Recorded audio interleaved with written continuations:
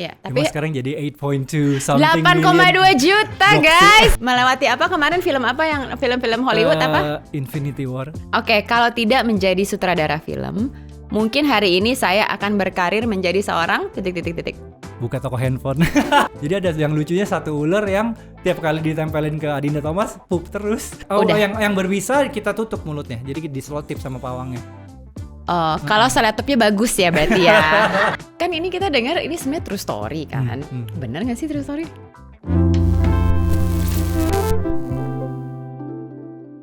Hello teman setia, welcome back to TS Talks. Hari ini agak berbeda karena aku sendirian. Ini pertama kali, ini perdana ya. Ini TS Talks Premier Merian sendirian karena yang lain pada gak bisa. Ayo mana pendukungnya? Tapi kan kita selalu menjanjikan ke teman setia kalau the show must go on. Hari ini kenapa spesial? Karena lagi hot banget nih yang aku lagi lihat. Kita lagi pengen kupas tuntas sebuah film yang masih tayang di bioskop. Jadi yang belum nonton kamu pasti ketinggalan, tapi pasti udah pernah dengar kenapa ini lagi ramai banget diperbincangkan. Jadi tariannya, musiknya lagi ngetren banget dan viral banget di TikTok ya, di FYP TikTok. Nah, serunya lagi sebenarnya aku tahu pasti kalian udah tahu siapa yang main, tapi udah pernah tahu belum siapa yang bikin. Jadi kita undang langsung sutradaranya sekarang di TS Talks, yaitu Mas Awi Suryadi. Hello, welcome Mas. KKN di Desa Penari lagi rame banget ya kan di sosial media, di berita. Sekarang lagi hits banget nih, yang nonton berapa banyak orang. Nah sebenarnya targetnya Mas Awi waktu bikin film ini berapa target penontonnya? Saya sih target pribadi cuma untuk ngalahin my own previous record kan. My own previous record waktu itu Danur 1 2,7 juta. 2,7 Yeah. itu aja gede banget ya Mas untuk film Indonesia ya. At that time tuh kita highest grossing horror film at that time. Only to be broken by Joko Anwar 6 months later untuk Pengabdi Setan kan. Yeah. Lalu saya ngukur ya udah KKN effortnya jauh lebih besar daripada Danur. Production value juga memang komitmen awal saya dan Pak Manoj mau ngasih yang lebih dari Danur Universe. Ya udah kita naikkan lah production value-nya. Ya udah jadi ya maybe hopefully minimal 3 juta my own personal. 3 juta happy ya, 3 juta happy. My own personal ya, nggak tahu kalau targetnya Pak Manoj. Iya, Cuma tapi sekarang jadi 8.2 something 8,2 juta Gokil. guys, gila. Gokil, alhamdulillah. Ini berarti ntar lagi udah hampir 3 kali lipat dari target ya. Yes. Melewati apa kemarin film apa yang film-film Hollywood apa? Infinity War. Infinity War dilewatin sama film Indonesia KKN Desa Penari. Oke, nah sebelum kita ngobrol lebih banyak tentang KKN di Desa Penari, kita boleh main game sedikit ya? Sure. Oke, yang ini namanya Feel the Fact. Oke, aku akan bacain kalimat-kalimat, tinggal diisi titik-titiknya. Oke. Very simple. Oke. Ritual saya, ini kalau saya itu berarti Mas Awi ya. Ritual saya sebelum mulai kerja adalah titik. Nonton film. Nonton film? Iya. Apa aja atau Biasanya yang berlawanan genre. Jadi kalau saya syuting film horor, saya nontonnya film komedi. kenapa tuh Mas? Cuma kayak pengen take a break aja sih. Karena kan selama pre-production fokusnya how to make a horror scene gitu kan. Jadi sebelum syuting biasanya like a day before, the night before, sengaja yang berlawanan arah. Oh, biar lebih relax Iya, gitu. Oh, pemanasan dari sebelum bikin film adalah nonton film ternyata ya. Dan yang harus berlawanan genre. Oh gitu. Wah itu unik sih. Berarti ada waktu untuk nonton film ya? Biasanya sih sempetin the night before. Oh iya. gitu. Wow, oke menarik. Oke, LA atau Indonesia? Indonesia sih sekarang. I mean used to be LA but now I love Indonesia. Indonesia, Iya. oke. Boleh tahu kenapa Indonesia? Enggak tahu, saya mungkin ada adapt to it ya. Kayaknya di sini jauh lebih I guess interesting. Mungkin juga for me as a filmmaker untuk to have a career ya mungkin juga lebih mudah di sini awalnya ya. Lebih baik rezeki ya. Amin. Oke, kalau tidak menjadi sutradara film, mungkin hari ini saya akan berkarir menjadi seorang titik. Buka toko handphone. Serius buka toko handphone? No. I graduated as civil engineer. Civil engineer, jadi lu teknik sipil ya? I am a civil engineer Okay. by education. Jadi sebelumnya juga insinyur sih saya. Oh, jadi insinyur Awi Suryadi. Iya. Cie. Tapi kan bener ya, aku kan tadi sempat ngobrol nanya kalau ternyata dulu memang sempat sekolah di California, Betul. Jurusannya teknik sipil, civil engineering. Yes. Pulang ke Indonesia tahun 2000? Tahun 2005 atau 2006 gitu. Tahun 2006. Nah, itu sempet nggak? Kerja 1 tahun ngerjain proyek pemerintah. Jadi kita kayak ngaspal jalanan, bangun paret, bikin sekolah gitu. Itu masih perlu loh Mas sampai sekarang. Beneran? Oke. Jadi sempat kerja buat pemerintah dan ini di kampung halaman. Itu di Lampung ya. Di Lampung karena orang Lampung ya. Nah, terus tiba-tiba bisa ke film tuh gimana? Karena dari awal memang pengennya terjun ke film, cuma kan karena dulu orang tua saya pengusaha bioskop, kebetulan dia sempat usahanya jatuh bangkrut, kepahitan lah dia sama dunia perfilman. Meskipun saya waktu itu sekolahnya bukan sekolah film, but I always associated myself with film students. Jadi kayak I involve myself with their projects segala kan. Ya udah, jadi waktu balik Indonesia sambil kerja sambil nulis naskah. Oke. Gitu. Terus kebetulan saya berteman dengan Thomas Nawilis. Waktu itu dia cukup hot lah sebagai pemain sinetron kan. Jadi dia kenal people in industry. Ya udah, jadi nunjukin naskahnya ke Thomas, dia tertarik. Kita tunjukin lagi ke dua teman lain, dia juga tertarik. Udah, we put in our own money to make our first film yang totally flop by the way. Oh ya, jadi that was my film school I guess. Oke, jadi pintu pertama masuk ke dunia film yaitu karena kenal Thomas Nawilis, nulis naskah sendiri dan akhirnya memproduksi film indie sendiri. Betul. Apa nama Bukan filmnya? film indie sih, ada kita tayang juga di bioskop. Tayang di bioskop. Apa namanya? Judulnya Gue Kapok Jatuh Cinta. Oh tahu kok, aku pernah dengar. Ini soalnya zaman dulu. Kalau zaman dulu saya udah dengar kalau. Oh gitu.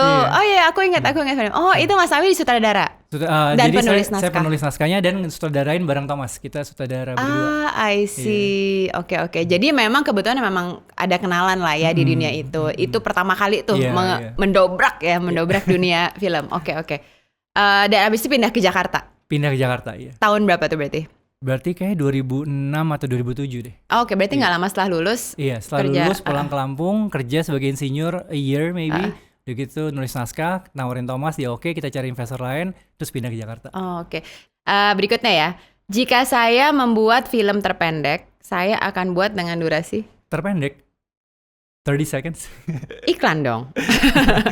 Kenapa 30 detik? Kan? Oh iya. Maksudnya it could be uploaded anywhere gitu. Jadi kan I guess it could reach the widest audience. Iya. 30 detik. Nggak tahu sih caranya gimana, cuma to actually tell a story within 30 seconds sih should be susah. Challenging and susah banget. Oke, pilih mana? Bisa sukses ratusan film di Indonesia atau cukup 1 dan 2 film di Hollywood?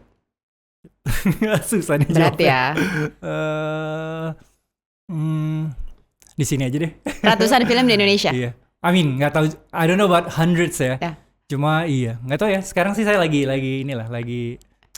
I'm loving this country a lot. Iya. Oh, that's good. Soalnya memang mungkin kalau di Hollywood, kalau dari yang aku dengar ya, aku baca ya, memang produksi Hollywood itu kan jauh lebih panjang ya. Kadang-kadang kayak Quentin Tarantino bisa 10 tahun nggak bikin film, baru keluar satu film. Tapi ya it's something gitu. Jadi ya emang orang beda-beda prioritas ya. Cuma kalau disuruh pilih, mendingan bikin multiple films tapi di Indonesia. Kayaknya sih, nggak tahu ya. I guess saya mungkin ngukur dengan level saya sekarang gitu. Yang saya tahu di Hollywood tuh studio system tuh sangat intricate. Maksudnya sekelas kayak Justin Lin aja yang sudah prove himself with Fast and Furious franchise, dia aja bisa stres menghadapi produser dan choose to leave the project a week before the production loh, Fast and Furious 10. Nah jadi saya bisa kebayang seberapa susah dan complicatednya studio system di sana. Jadi mungkin as a creator, as a creative person bisa nggak sehat lah gitu kan. Betul. Even Justin Lin bilang kan it's not worth my mental health, dia bilang. Jadi itu kan gila dia meninggalkan franchise yang dia sudah help rebuild kan. Jadi kalau di Indonesia sih ya seribet-ribetnya Pak Manos juga masih asik lah gitu. Iya itu benar. Mungkin kalau Indonesia ya, kalau aku bisa sum up ya, you can make things happen here. Iya kan, a lot easier than di luar negeri karena mungkin natifnya kita juga orang Indonesia kan ya. Oke. Dari semua film horor yang saya buat, ada satu scene yang selalu bikin saya merinding kalau diingat-ingat, yaitu Danur 2. Waktu itu adegannya Sofia Lacuba lagi sholat, lalu shotnya tuh nge-track pelan ke dia sholat di depan cermin, tahu-tahu di cerminnya ada timbul hantunya ya Ivana, terus dia keluar dari cermin, maksudnya dia ninggalin cerminnya, harus kan dia di belakang, tiba-tiba dia tahu-tahu di belakang cermin ya, di depannya gitu. Gimana?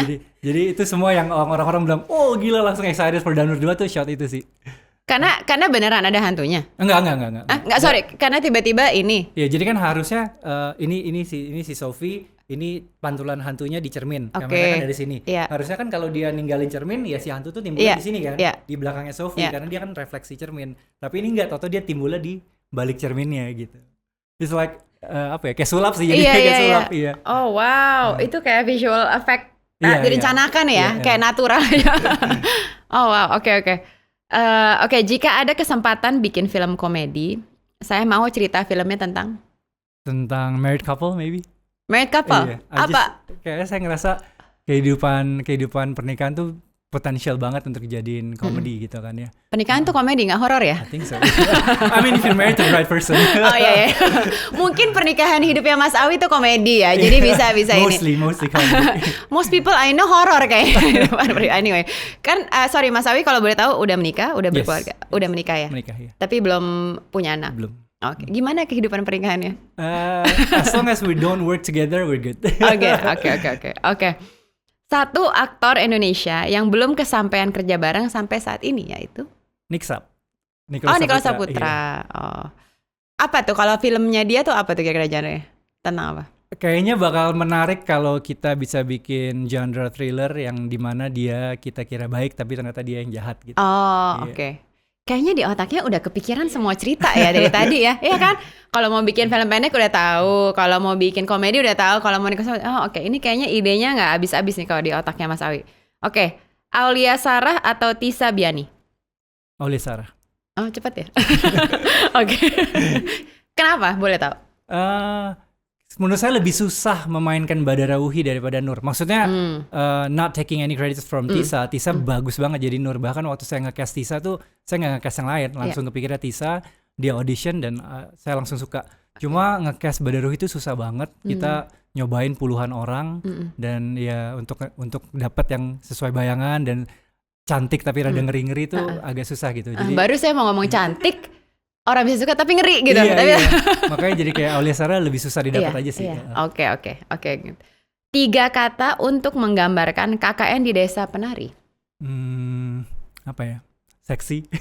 Sexy. It's sexy, it's wet, and it's fun I guess. I mean I think it's more fun than scary. Seksi, wet, and fun. Kayak Ancol ya. Kayak apa? Waterboom. Kayak water park. Kayak water park. Seksi, wet. Oke, wet karena ada banyak adegan mandi kali ya. Oke. Nah, nah sebenarnya kan ini di KKN di Desa Penari ini aslinya sebetulnya persis nggak sih di film sama di cerita yang sempat viral di Twitter atau banyak adaptasi yang harus didramatisasi atau apa yang diganti? Kita dari awal tuh memang udah mutusin mau sesetia mungkin dengan threadnya. Jadi we try not to change anything. Cuma yang berubah adalah movie logic kan. Kalau di film kan kita harus misalnya kayak seorang karakter tuh dari awal film ke akhir film harus ada karakter arc-nya gitu kan. He can't remain the same person gitu. Jadi kalau di thread misalnya karakter Bima itu dia nggak ditunjukin ada perubahan di dirinya. Dari awal dia memang niatnya naksir sama Widya. Udah dia mau melet Widya. That's it. Nah kalau di film kita bikin Bima nih harus bertobat, Bima nih harus ngerasa dia salah dan akhirnya dia ngomong lah ke Nur kalau dia bersedia menanggung kesalahan ini semua, dia bersedia menerima akibatnya. Perubahannya itu satu. Kedua perubahan yang lain juga di thread anak-anak ini kan sudah diganggu bertubi-tubi oleh si siluman kan, si jin Badara Wuhi ini. Cuma mereka nggak ada tanda-tanda pengen pulang kalau di thread. Nah di film kita juga rubah. Jadi di film kita bikin Nur sebagai leadernya bilang we have to go home, udah anggap aja KKN ini gagal. Nah, itu kita tambahin di film. Cuma the rest I guess it's the same sih. Nah, semuanya sama. Iya. Kan ini kita dengar ini sebenarnya true story kan. Bener gak sih true story? Kalau saya sebagai percaya nggak? Percaya, totally believe. Masa? Iya, saya sangat-sangat percaya dengan Simple Man karena kayaknya sebagai filmmaker kalau kita punya seorang narasumber, ya we have to believe in her or him gitu kan. Kalau enggak ya apa yang kita lagi buat kan. Contohnya seperti waktu saya bikin Danur Universe, Risa klaim dia punya sahabat 5 hantu Belanda dari kecil. Ya pasti banyak lah orang yang nyinyir gak percaya. Cuma saya sebagai pembuatnya, ya saya harus percaya. Saya percaya sepenuhnya Risa memang punya sahabat 5 hantu Belanda. Begitu pula dengan Simple Man. Karena waktu hari pertama saya ketemu dengan Simple Man di MD, dia langsung bilang, Mas ini cerita kisah nyata, 80% saya tulis apa adanya, 20% saya rubah-rubah untuk menutupi tempat, nama-nama orang, nama kampus gitu dia bilang. Jadi ya udah. Saya nggak pertanyakan itu, saya percaya aja. Simple Man bilang kejadiannya di kota A, kita buka bareng di Google Map kota A, terus saya kesana ngeliat. Jadi iya saya nggak pernah meragukan itu sih. Apa nih kota A-nya apa nih? Wah kalau di film dibilangnya kota B actually. Iya. Tapi emang tahu, you actually know apa kota? No, iya karena Simple Man bilang kan, Simple Man kejadian di sini. Simple Man ini identitinya masih tertutup jadi ya? Dia nggak pernah reveal himself to public. Ya, tapi orang udah tahu it's a he. Oh it's a he, oke. Jadi sebenarnya kalau cerita nyata berarti orang-orangnya ada beneran dong? Ada. Jadi 2 yang beneran meninggal kan? Iya, 2 orang meninggal. Yang 4 ini sekarang? 4 ini ada. Justru si Simple Man dapat ceritanya awalnya dari dia bilangnya tante atau bude. Itu adalah si kalau di film karakternya Widya.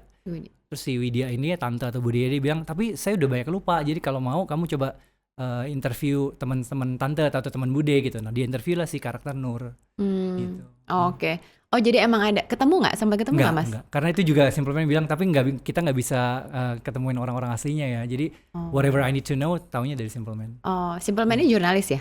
Enggak, he's Enggak just juga? a storyteller ya. Oh, storyteller di aja. Twitter, iya. Terus kenapa tiba-tiba dia pengen ceritain di Twitter?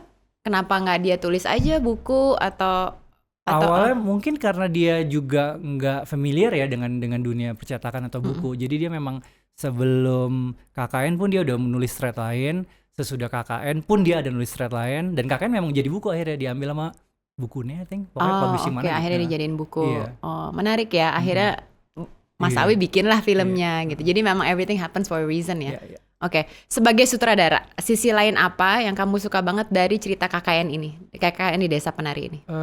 Nah waktu saya sebenarnya kan waktu itu saya lagi ngerjain Danur 3. At that time saya udah ngerjain horor tuh back to back 5 horor berturut-turut. Terus saya juga udah bilang, saya sendiri pribadi ngerasa udah mulai jenuh lah dengan genre ini gitu kan. Terus udah pengen take a break, do other genre. Sampai akhirnya saya baca threadnya Simpleman, kok ini apa ya, unlike anything I've seen or read before. Padahal kan saya sebagai horror filmmaker banyak banget baca materi horor, nonton film horor kan. Waktu saya baca ternyata Simpleman, itu sangat unik, sangat otentik, sangat kulturnya tuh tebal banget. Jadi sesuatu yang belum pernah saya visualisasikan gitu. Jadi itu sih yang bikin saya langsung ngomong ke MD, we have to get this IP gitu. Karena saya semangat lagi untuk ngerjain horor kalau ceritanya si Simpleman ini. Jadi emang Mas Awi discover sendiri waktu baca thread ini di Twitter ya. Tapi aku kebayang di Indonesia itu kan mitos lah, cerita horor, cerita hantu tuh banyaknya luar biasa ya. Kayak setiap daerah pasti punya its own stories gitu loh. So yang bikin kenapa Mas Awi pengen bikin, gue pengen angkat yang cerita itu kenapa? Ya something personal aja ya kali dari ini. Sebelumnya saya juga sempat baca beberapa thread juga. Begitu baca awalnya promising, towards the end, oh ini mah I've seen it before di other movies gitu. Nggak original. Jadi kayak kok nggak, it doesn't feel authentic gitu. Beda sama si Simpleman ini. Terus ya yang bikin saya tertarik juga kan, commonly kalau di semua horor hantunya kita kenal, she used to be a human yang biasanya dizolimi gitu kan, mati penasaran gitu kan. Kalau kakaknya kan enggak. Kita tuh nggak tahu karakter hantunya, atau di sini in this case jin ya. Jinnya ini siapa, backstory-nya siapa, itu kita nggak tahu gitu. Iya benar juga sih, nggak ada backstory-nya ya. Taunya udah jadi penari betul, aja kan. Dan motivasinya tuh ya memang sebagai jin kan, kita tahu lah jin in every religion, jin kan memang kerjaannya tuh menipu manusia gitu kan, to deceive kan, to steal and deceive and lie gitu kan, kita tahu kan. I think it's the same in every religion. Di sini kan juga Badarohi itu intinya cuma pengen nipu anak-anak ini aja, pengen dia cuma pakai tipu pengen muslihat ngerjain aja, lah ya. iya. Jadi udah sempat ke desa aslinya belum? Udah. Masih Ada, cuma sudah tidak sesuai dengan threadnya. Jadi kalau di threadnya kan that was 10 years ago I think, belum masuk listrik. Udah gitu rumahnya juga masih kayu, jerami, lantainya tanah. Nah waktu kita kesana udah maju, udah tembok, udah keramik, udah ada sinyal gitu, udah ada listrik. Jadi banyak penduduknya? Enggak sih. Oh mungkin dibanding dulu udah lebih banyak, cuma nggak bisa dibilang banyak sih. Banyak tuh kayak ada berapa rumah kehitung gitu? Kalau waktu sekarang sih udah cukup banyak sih.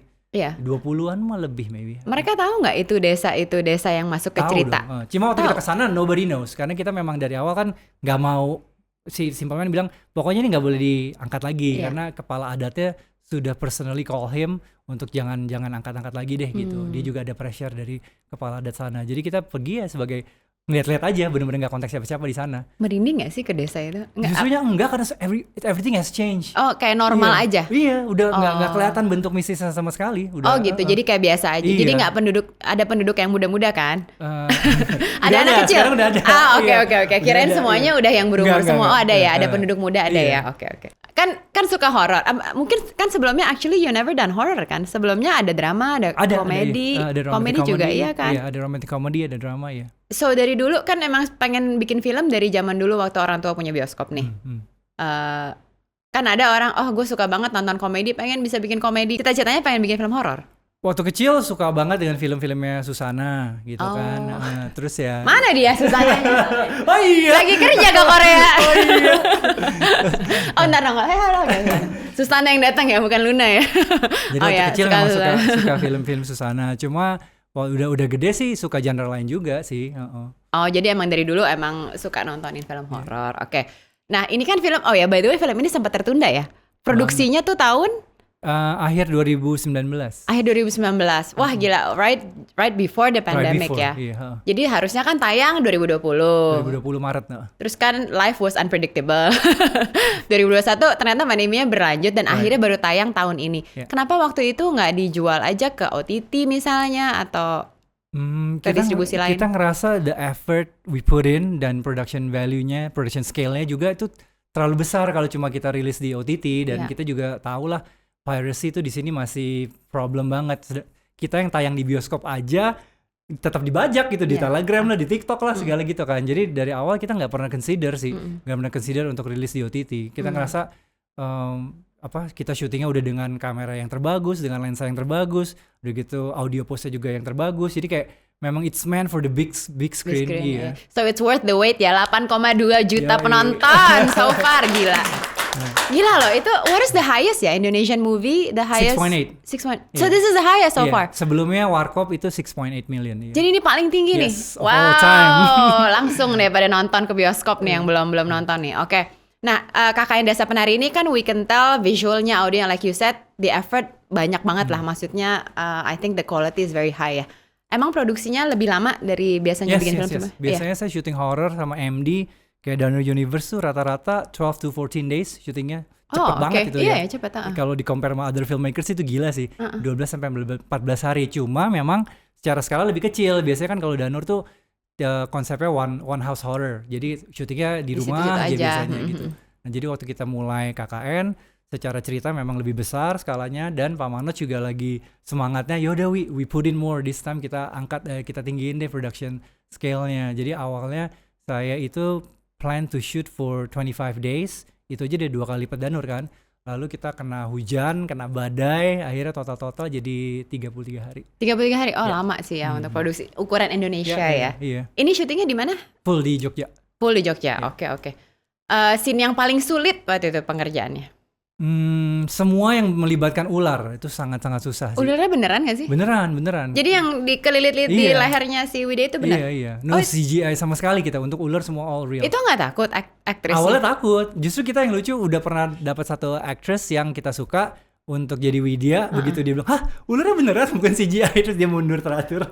Jadi gak jadi, terus kayak we cast another person. Tapi Adinda Thomas sih perfect banget. Oh gitu, jadi yang pas gara-gara dibilang ada ular mana dia nggak jadi. Jadi tadinya originalnya bukan dia. Widyanya tadinya bukan Adinda Thomas. Gitu. Ada another person ya. Ini yang not many people know sih. Iya, tapi Adinda Thomas juga awalnya juga takut. Cuma ya udah kita workshop terus kan, kita sampai gonta-ganti ular, bahkan yang akhirnya syuting sama kita tuh ular ketiga kayaknya. Jadi awal-awal tuh kan cocok-cocokan juga kan. Jadi ada yang lucunya satu ular yang tiap kali ditempelin ke Adinda Thomas pup terus. Oh. Jadi kalau pup masih nggak apa-apa ya daripada daripada dicatok. Jadi dipupin terus. Jadi ya udah kita sampai ganti ular 3 kali. Oh my god, cocok-cocokan tuh maksudnya dipupin. Oke. Yang penting ini kan nggak ada yang berbisa ya. Enggak. Oh, udah. Yang berbisa kita tutup mulutnya. Jadi diselotip sama pawangnya. Oh, kalau selotipnya bagus ya berarti ya. Kalau selotipnya nggak bagus ya beresiko juga ya. Tapi oke, aku sangat takut ular juga. Aku nggak. This is why horror. Anyway, yang belum nonton KKN di Desa Penari, cepetan nonton di bioskop terdekat. Yes. Saya baru pulang ke Lampung mengunjungi orang tua. Pada saat itu KKN penontonnya lagi tinggi-tingginya. Sehari itu bisa 511.000 waktu itu. Wow. Dan papa saya tetap ngomong, nanti kalau Awi udah gak ada yang mau pakai gitu. Jadi kayak, nih papa modalin buka usaha apa gitu tetap. Kalau Marvel punya representatives atau punya headhunter di Asia, saya lo yang ngalahin film kalian gitu.